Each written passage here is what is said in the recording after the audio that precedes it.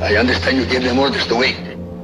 I told them to wait because There are massing civilians near our troops, and we cannot keep on withdrawing. They asked us to withdraw yesterday.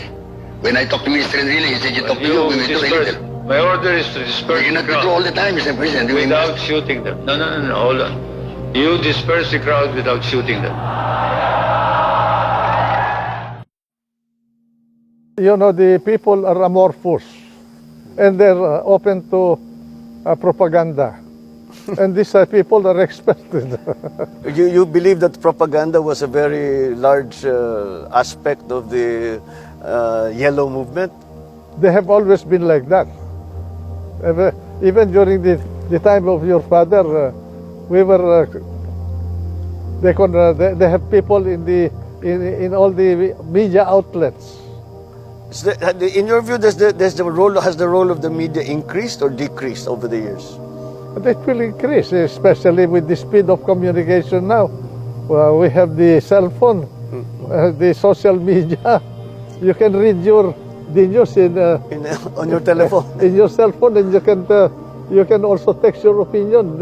They can manipulate public opinion. Even the surveys will be suspect at that point. Well, the surveys have already become a little bit are taken with a grain of salt already. Correct. So I guess that is a distinct possibility. So despite the fact that all of these things, the performances of those who ally themselves with the yellow group have been dominant, do you feel that that dominance will still for the last 30 years? Do you think No, that dominance I will don't think- continue? I do not know whether they're dominant. But Well, not now, but Yeah. they have been. you know, if they have a smartmatic.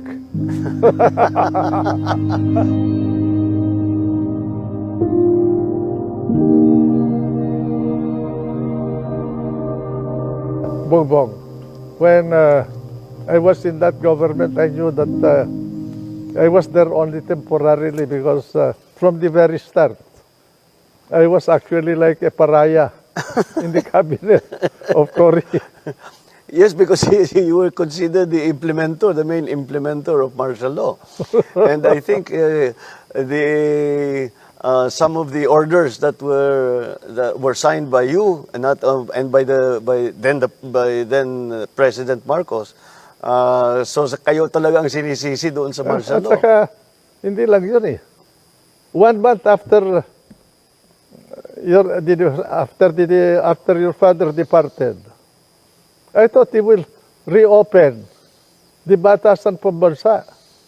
No, he did not reopen. What she did was to consolidate power unto herself by writing her own revolutionary constitution and assumed the powers, the executive power and the legislative power.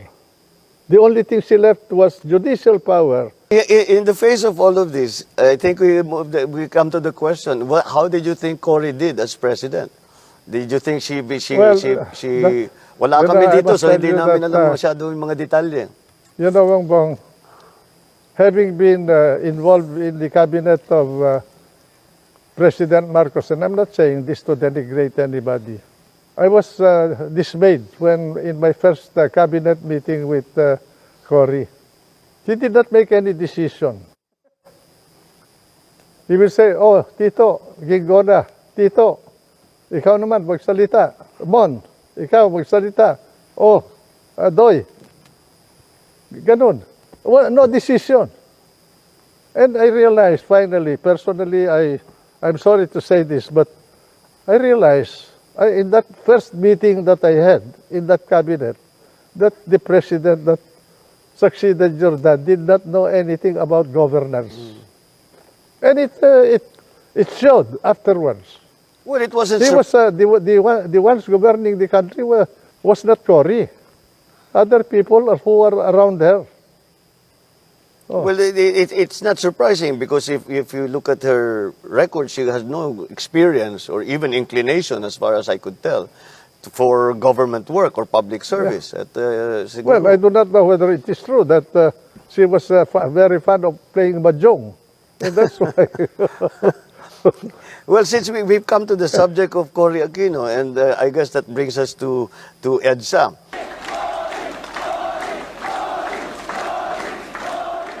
We've had more than one, we number them, EDSA 1 and EDSA 2. But this popular uprising has become already a part of the political narrative or the political methods of unseating a government or bringing a government down. In your view, is that a good development? Should it be part of the narrative? Should we choose our leaders this way? You cannot prevent people from marching in the streets to peaceably assemble for redress of grievances. That's constitutional. But in the case of the first EDSA, the question is why EDSA? Who decided that the event must be in EDSA?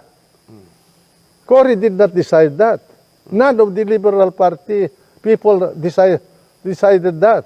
They were all gone. They were in Cebu. While the drama in Manila was unfolding, Aquino was in the southern city of Cebu, continuing a post-election campaign advocating civil disobedience. It was there because we went to The camps Camp were there. Aguinaldo, Yes, right. and that is where the confrontation took place. Now, as far as we were concerned in the RAM, we never planned to involve the people. It was plainly, purely a military action, but with one condition, that we will not harm the president and his family. It just happened that it burst that day because of things that I do not want to discuss now, no? Involving a group of generals who had also a political plan. I do not know whether your father, I'm sure your father did not know, or your mother.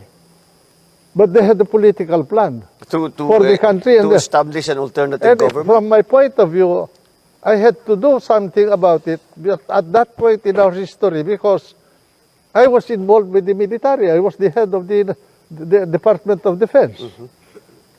I did not involve the generals of the military because they were involved.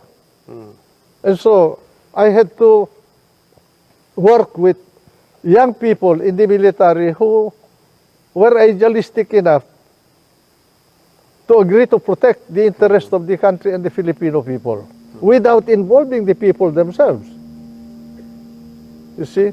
But God was with us because that event turned without any bloodshed, turned out to be bloodless. No? Yes. Oh. I remember many of his advisors at the time in the palace, when we were observing what was happening in the camps with you and General Ramos, many were advising him to I read the book attack. of Art Armisa, no? But, and I saw the restraint of the president as gleaned from that book. And I saw also the folly of our plan to assault the palace. If we assaulted it, we could have been massacred. Because at that point, you were prepared already. We were very well prepared. I think it's the first time we are able to talk about it. We would have been massacred there, you know. In fact, but I think there was a guiding hand that more or less controlled that event. By the way, I did not know that your dad was sick, huh? If you remember, I went to the palace. I do not know whether you heard about this. July of 1985, I was resigning. Why were you resigning? Because some people reported to the president that my men in the Department of Defense were scaling buildings at night. It was true that we did, but that was in connection with his instruction to me to organize an anti-terrorist group unit in the Department of Defense. So on that basis, you thought that you did not, no No, longer... they were saying that you were planning something. Although, to be truthful, at that point we were organizing because I received an information that there was a military junta and that I was supposed to be executed by that junta if something happens to your president. I did not know that your president that the president was sick at that time. Why were you on the kill list of that junta? Why are you the declared Probably because I was a enemy? hindrance to their political objective. So unbeknownst to many or most people, there was a plan for a military takeover already. Correct. And the junta was already organized. Yeah. Can you tell us who the members of the junta were? Well, maybe for You will be surprised. The chief of his staff, the general of the head of the Philippine Army, the army. the head of the Philippine Air Force, the head of the Philippine Navy, the head of the Philippine Coast Guard. Those were the members of the junta. How were they going to take over the reins of power? According to the information I received, if your father died, they were not supposed to announce it at all. They will keep it away from the knowledge of the public. They will invite all the members of the cabinet in the name of your father for a cabinet meeting.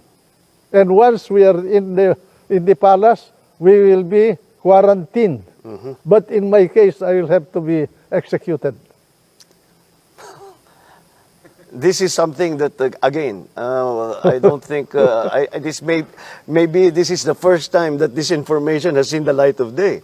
Well, So the uprising of what became EDSA was not a break with my father. It was an opposition to this junta. correct. But it just happened that on the day we went to Aguinaldo, we were already going to be arrested by the presidential guards Well, because because of the information that you got, that the palace got.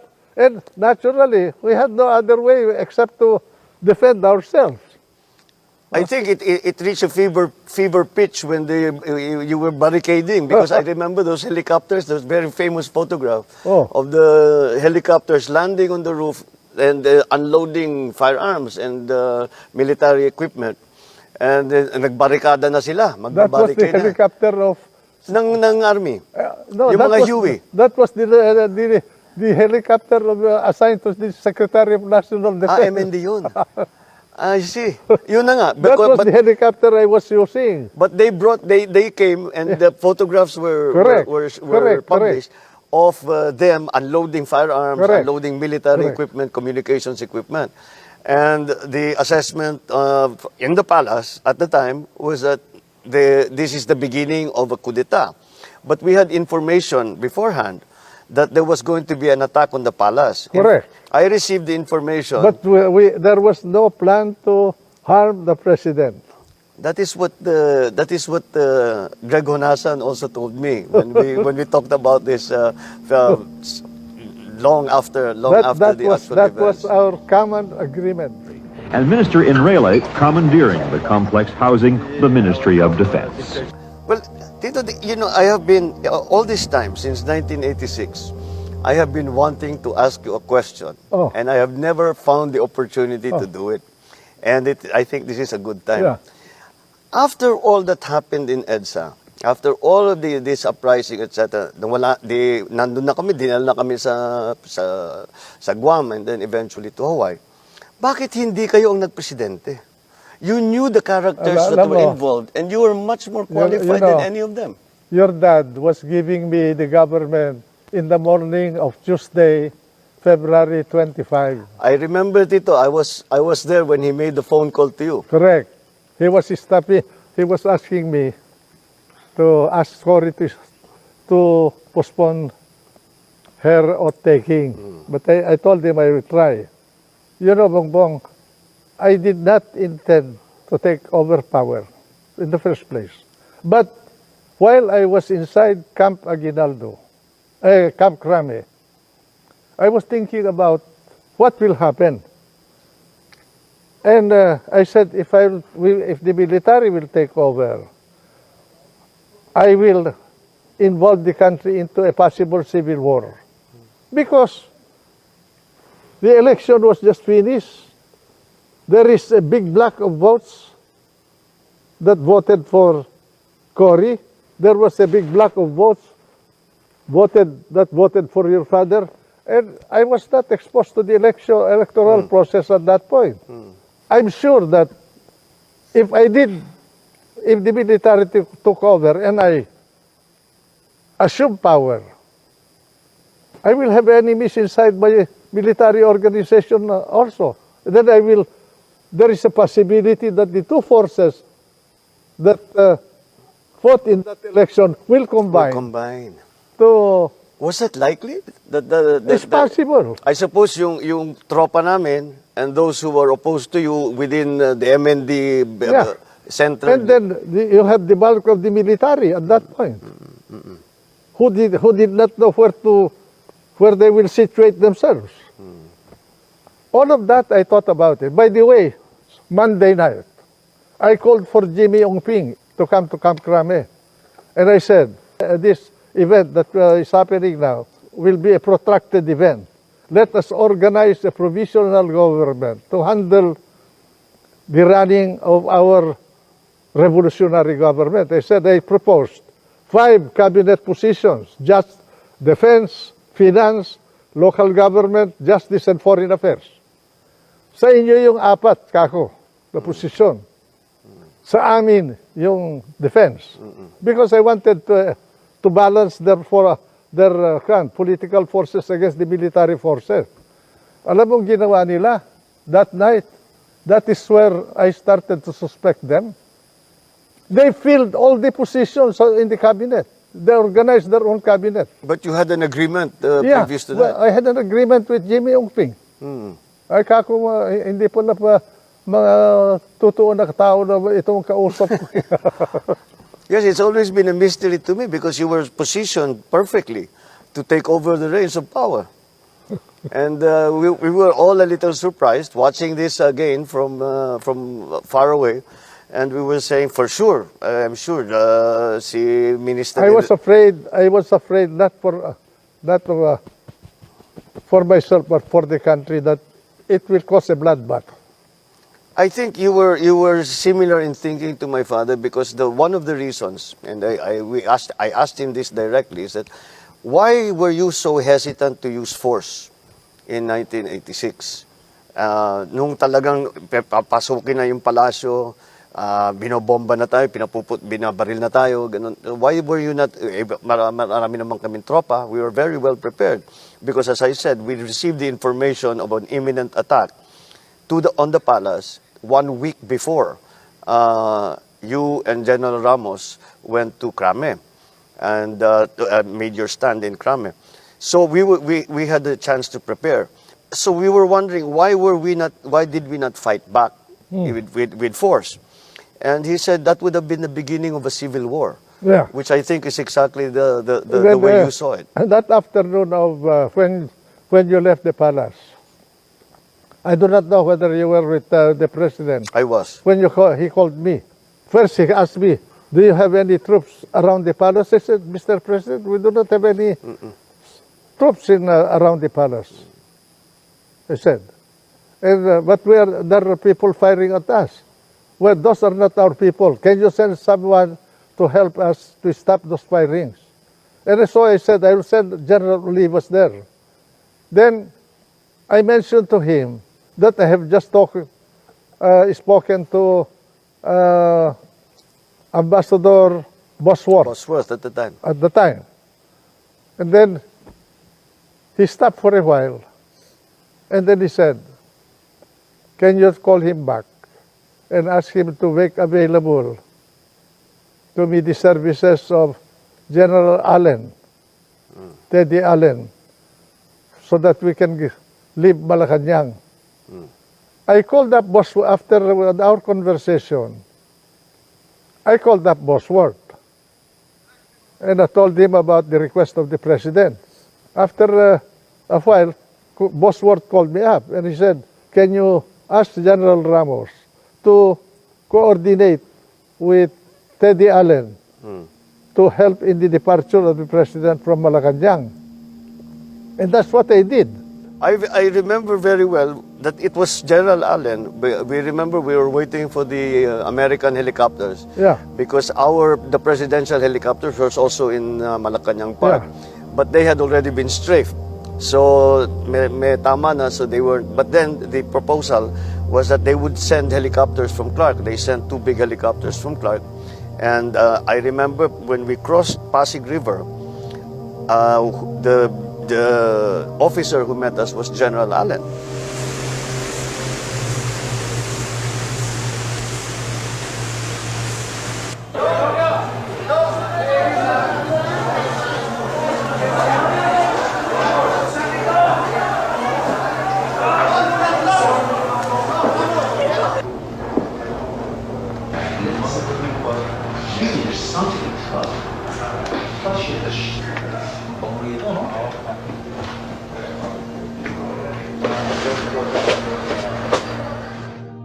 After I talked to the president,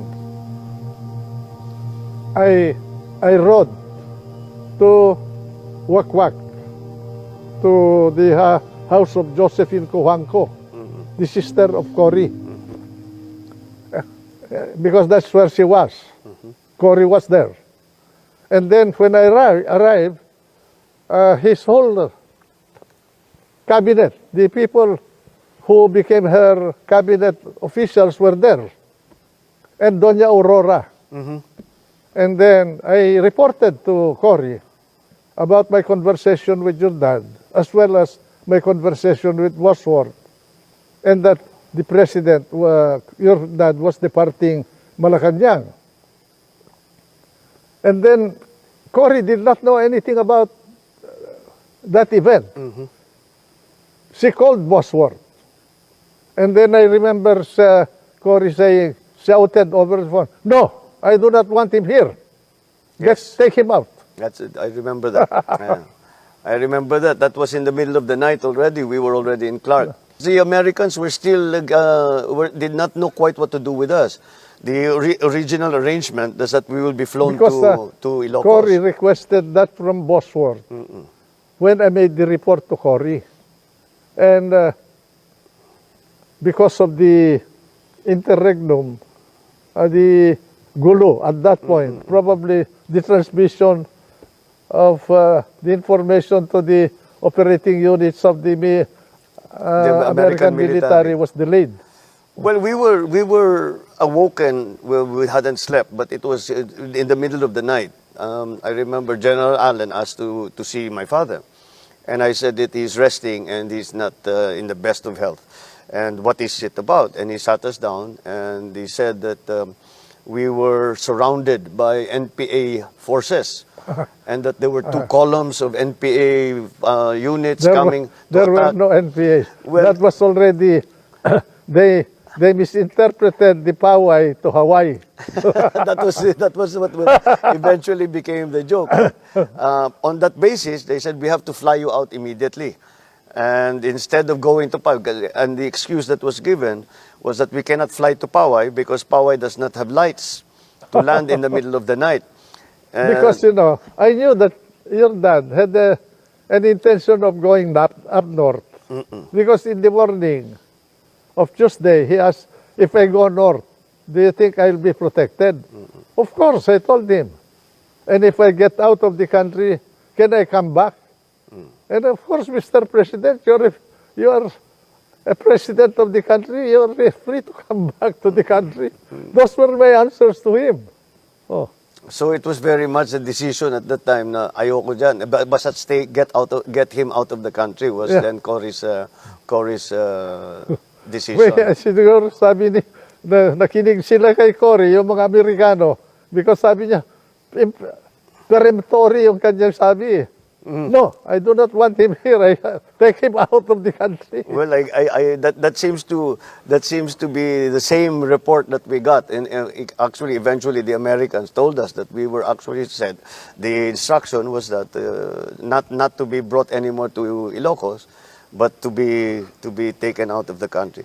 So Tito, let's take all of this now. With this as the foundation of all of as a historical background, context. The history was totally distorted to favor one group. And it is unfortunately continuing. That is why exercises Yeah. such as these are And, important. Little by little, the truth will come out.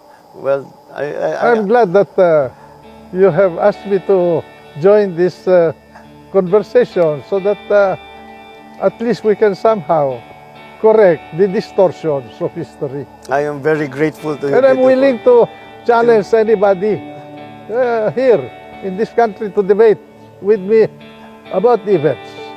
Well, Tito, your knowledge and your perspective is based on actual experience and actual facts. I think that is the difference between you I did not and those that manufacture have been facts. challenging you. I have not lied to the people. I have not manipulated the events. I dealt with them as I faced them. Well, Tito, on that note, I Thank think you. I know it is for me to thank you for allowing us a view into the Anytime, into- any place, I'm always at your service. Just tiyag ni Natata. Thank you very, very Yaman much. lang.